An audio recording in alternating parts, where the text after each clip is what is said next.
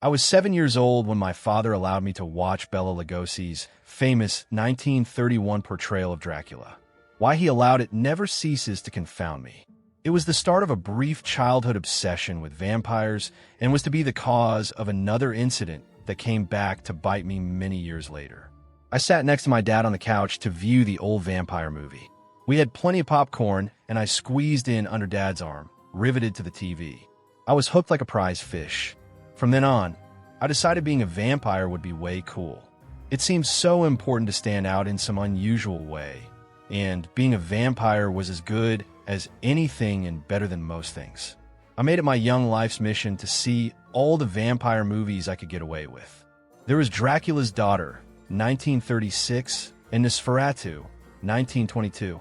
I tried the TV series Dark Shadows, getting a little girl crush on Barnabas Collins.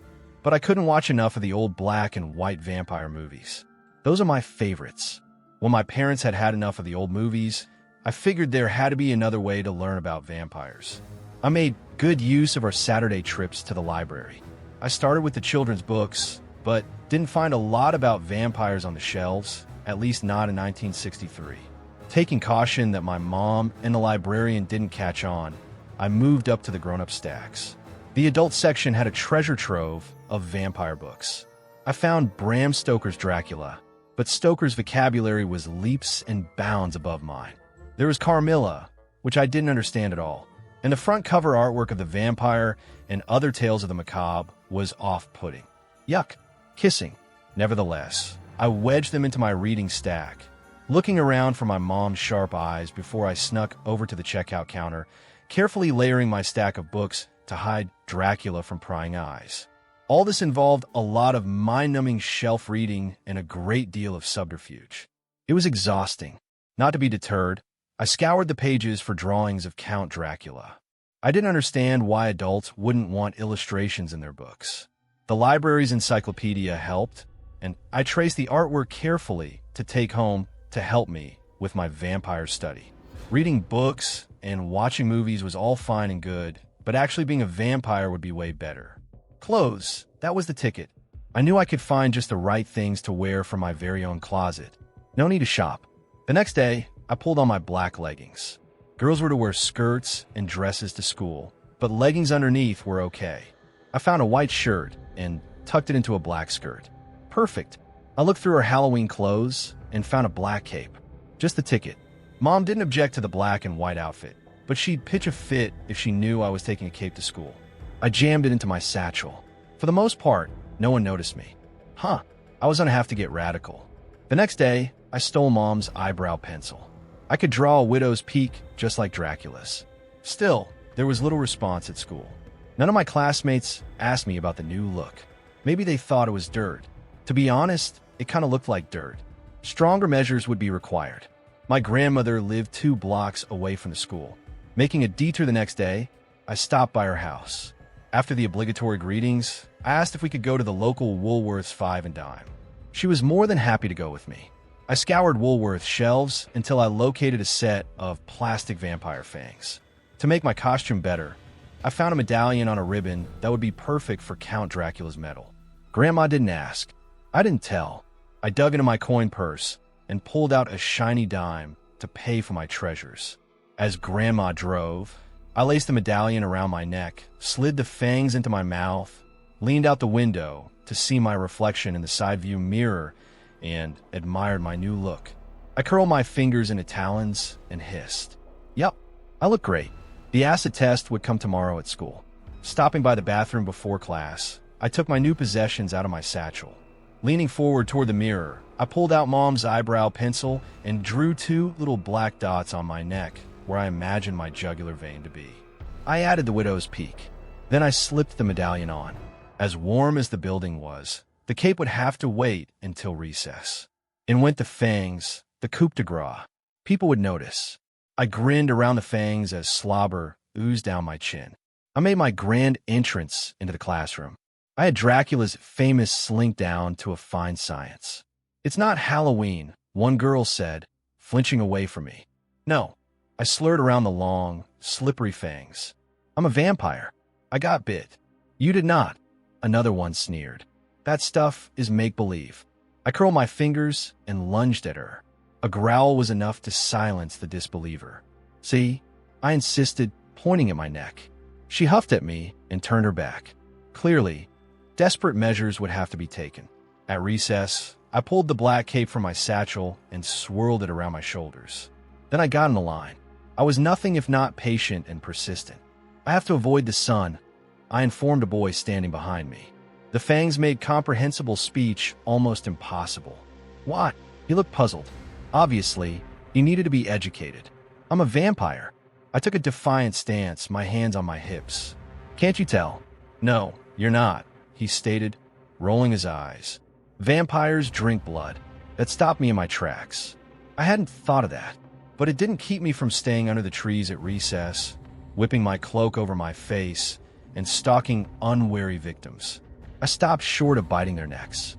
At home that night, I looked through the pantry while Mom and Dad were watching the evening news. Food coloring. Perfect. I pulled the red vial out of the box and palmed it, taking it to my room. I couldn't wait to get to school tomorrow. Sure enough, a drop or two of the red food coloring made the lunch milk resemble blood. I admit I got a lot of mileage from watching my classmates' faces as the red liquid ascended the straw. Emotions ranged from horror to wonder, and it stained my teeth, tongue, and lips a bright cherry red. I absolutely loved it.